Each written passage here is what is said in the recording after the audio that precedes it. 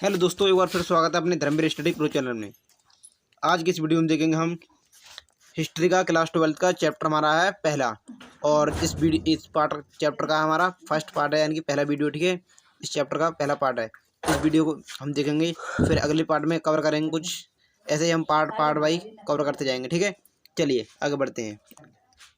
देखिए हमारा चैप्टर कौन सा, हमारा चैप्टर है ईंट, मनके और अस्थियां। ये चैप्टर का नाम हमारा पहला, और ये हमारा हिस्ट्री यानी इतिहास का। ठीक है, चैप्टर पहला है और चैप्टर का नाम हमारा ईंट, मनके। इसे हम हड़प्पा सभ्यता भी कहते हैं। ठीक है, चलिए आगे बढ़ते हैं। सबसे पहले देखते हैं हम, देखिए हेडिंग बाई हेडिंग। ठीक है, देखिए संस्कृति शब्द का अर्थ। देखिए क्या होता है संस्कृति शब्द का अर्थ। अब देखिए, पुरातत्वविद संस्कृति शब्द का प्रयोग पुरावस्तुओं के ऐसे समूह के लिए करते हैं जो एक विशिष्ट शैली के होते हैं, जो एक विशेष शैली की बताते हैं, विशेष शैली के बारे में। ठीक है, और सामान्यतः एक साथ एक विशेष काल समय यानी कि ठीक है एक विशेष काल खंड तथा भौगोलिक क्षेत्र से संबंधित में पाए जाते हैं। किसी एक क्षेत्र से संबंधित होते हैं और किसी काल किसी समय के बारे में बताते हैं। ठीक है, मान लो एक दुनिया गुजर गई, अब उस दुनिया के बारे में बताएं, अपने से पहले की बात। ठीक है, जिसे जनता को जानकारी ना हो दुनिया को, उसके बारे में। चलिए देखिए, अब हमारी हेडिंग है हड़प्पा सभ्यता, जिसे हम सिंधु घाटी सभ्यता भी कहते हैं। ठीक है, देखिए प्राचीन भारत की पहली सभ्यता हड़प्पा सभ्यता है। अब जो प्राचीन भारत है, हमारा प्राचीन वाला हिस्सा, ठीक है, इतिहास का, उसकी पहली सभ्यता है हमारी हड़प्पा सभ्यता, जो वो भी सबसे प्राचीन। ठीक है, यह संस्कृति पहली बार हड़प्पा नामक स्थान पर खोजी गई। जो हड़प्पा सभ्यता के अवशेष मिले वहाँ पर, जो स्थान पर हड़प्पा नामक स्थान पर अवशेष मिले। ठीक है, इसलिए इसे हड़प्पा सभ्यता का नाम दिया गया। ठीक है, चलिए और देखिए, इसलिए उसी के नाम पर इस संस्कृति का नाम रखा गया।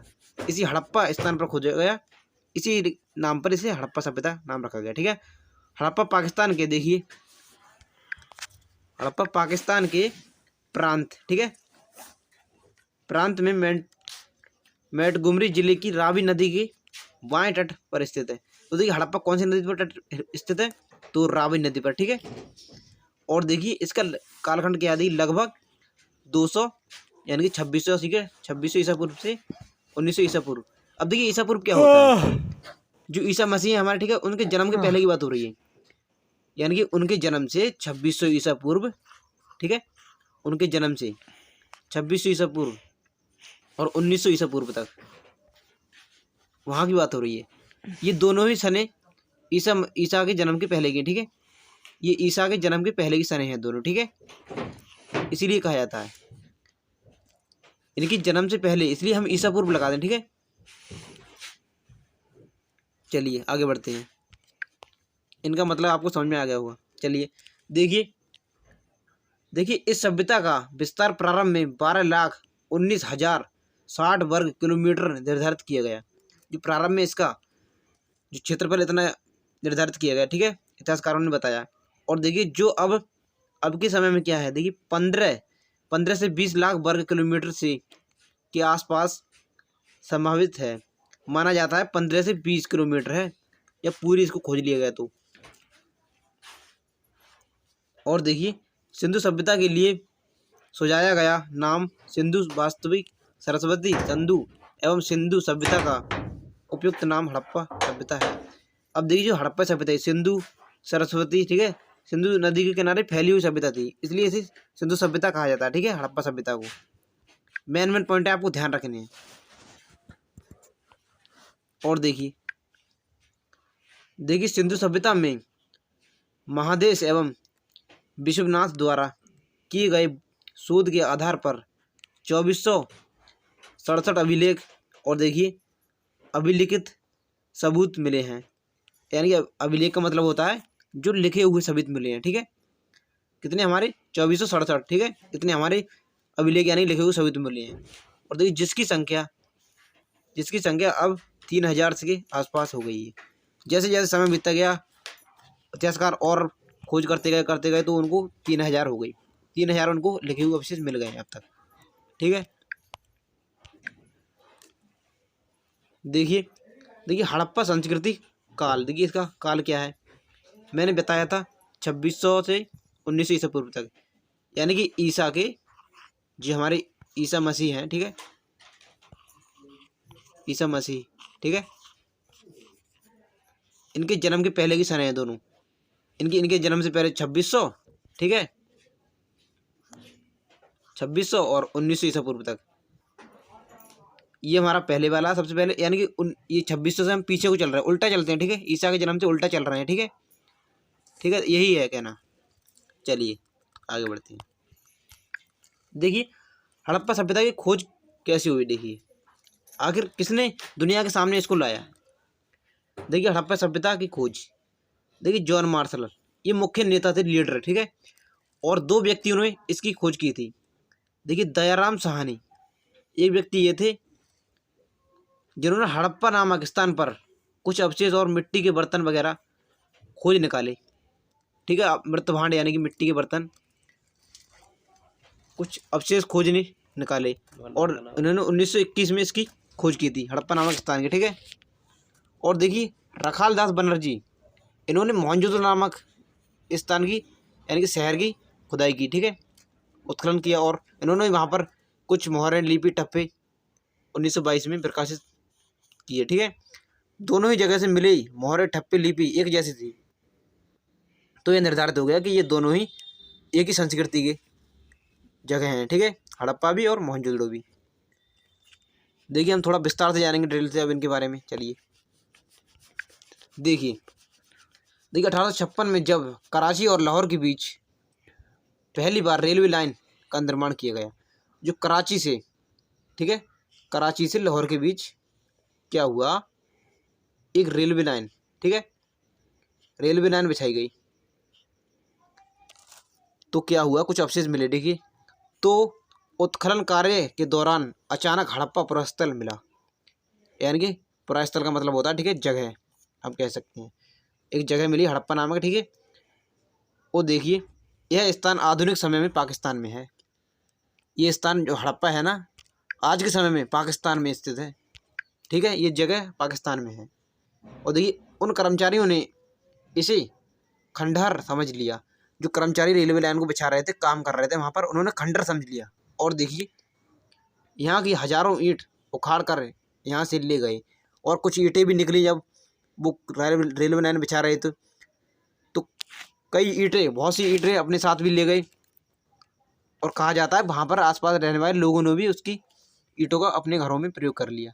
और देखिए ईंटों का इस्तेमाल रेलवे लाइन बिछाने में किया गया, जो ईंटें थी उनका इस्तेमाल, प्रयोग, यानी कि रेलवे लाइन को बिछाने में कर लिया गया। लेकिन वह यह नहीं जान सके कि यह कोई सभ्यता थी, परंतु उन्हें यह नहीं पता चल सका कि यहाँ पर कोई सभ्यता पहले रहती थी, ठीक है।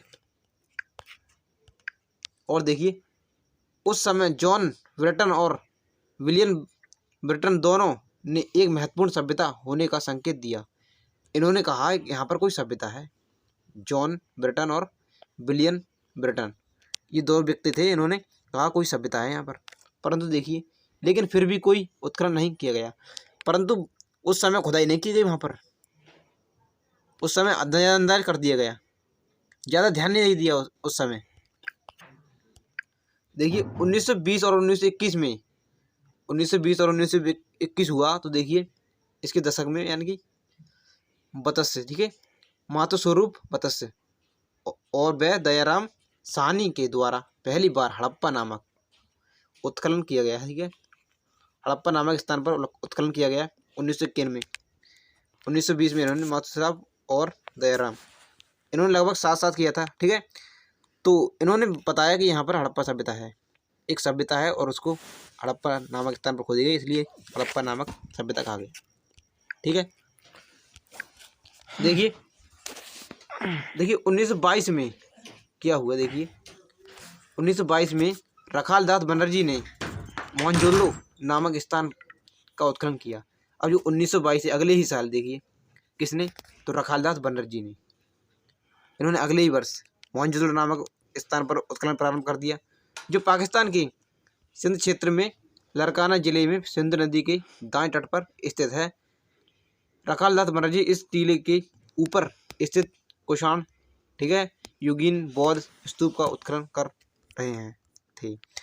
जो स्टील के ऊपर बौद्ध के यानी कि स्तूप थे उसका उत्खनन कर रहे, तो इन्हें यह सभ्यता मिल गई। आपको बौद्ध के बारे में जानने को मिलेगा, बौद्ध धर्म के बारे में चौथे चैप्टर में डिटेल से, ठीक है, चौथे चैप्टर में बताऊंगा मैं अच्छे से। चलिए अब देखिए मोहनजोदड़ो का शाब्दिक अर्थ क्या है। देखिए मोहनजोदड़ो का शाब्दिक अर्थ, देखिए इसका अर्थ क्या है वाकई में, इसे क्या क्या कहा जाता है। क्वेश्चन पूछ लेता है एक नंबर में कि मोहनजोदड़ो को निम्न में से क्या कहा जाता है। एक आपको ऑप्शन दे देगा, कुछ गलत दे देगा, तो आपको उसमें लिखना होता है सही वाला। देखिए मोहनजोदड़ो कहते हैं हम मृतकों का टीला, ठीक है, मृतकों का टीला यानी कि मुर्दों का, ठीक है, मुर्दों का टीला भी कहा जाता है। और देखिए क्या कहा जाता है, प्रेतों यानी कि भूत प्रेत होते हैं, ठीक है, प्रेतों का टीला भी कहा जाता है मोहनजोदड़ो को। और सिंध का बाग भी कहा जाता है। और देखिए सिंध ना नकलिस्तान, ठीक है, सिंध ना नकलिस्तान भी कहा जाता है। इतने नाम मोहनजोदड़ो को इतने नाम दिए गए हैं, ठीक है, तो आपको ध्यान रखना है। चलिए आगे बढ़ते हैं। और देखिए इन दोनों उत्खनन के बाद सन 1924 में भारतीय पुरातत्व सर्वेक्षण के director general sir John Marshall ने पूरे विश्व के सामने एक नई सभ्यता की खोज को घोषणा कर दी। उन्होंने क्या कहा 1924 में, दुनिया के सामने यह कह दिया कि यहाँ एक सभ्यता है, यह सिद्ध कर दिया उन्होंने। और देखिए सर जॉन मार्शल ने लंदन वकीली नामक पत्रिका में इसे सिंध सभ्यता नाम दिया।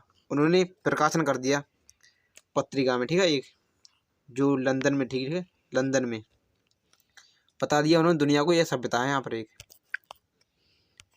और देखिए अब देखिए हड़प्पा सभ्यता को सिंधु घाटी सभ्यता क्यों कहा गया, मेन पॉइंट, ठीक है, बहुत ही मेन इम्पोर्टेंट पॉइंट है, क्वेश्चन अक्सर पूछ लेता है।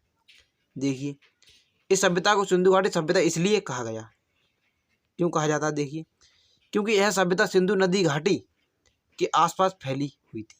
जो सिंधु नदी है हमारी उसके आसपास पलती पुलती रही और इसी के किनारे विकसित हुई, इसलिए इसे सिंधु सभ्यता कहा जाता है। देखिए यह इलाका उपजाऊ था, क्योंकि मान लीजिए जहाँ पर नदी होगी तो वहाँ पर तो ज़मीन उपजाऊ होगी ना होगी, तो उपजाऊ तो होगा ही होगा वहाँ पर।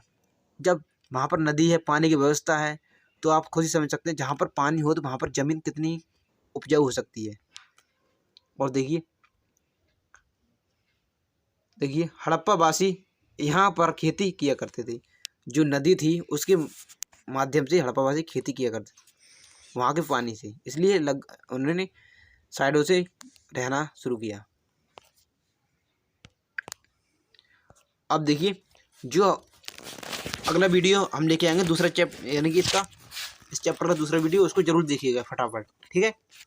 हाँ वीडियो को लाइक कर दो, फटाफट लाइक कर दो, दोस्तों में लाइक कर दो, ठीक है, लाइक करो और शेयर करो, ठीक है। मिलते हैं अगले वीडियो में, ऐसे ही शेयर करना ना भूलें, लाइक करना ना भूलें। हाँ और हाँ अपने दोस्तों में शेयर करते रहो ताकि उनको भी पता चल सके कि वीडियो पढ़ने शुरू हो गए हैं नई, ठीक है। चलिए थैंक यू, धन्यवाद।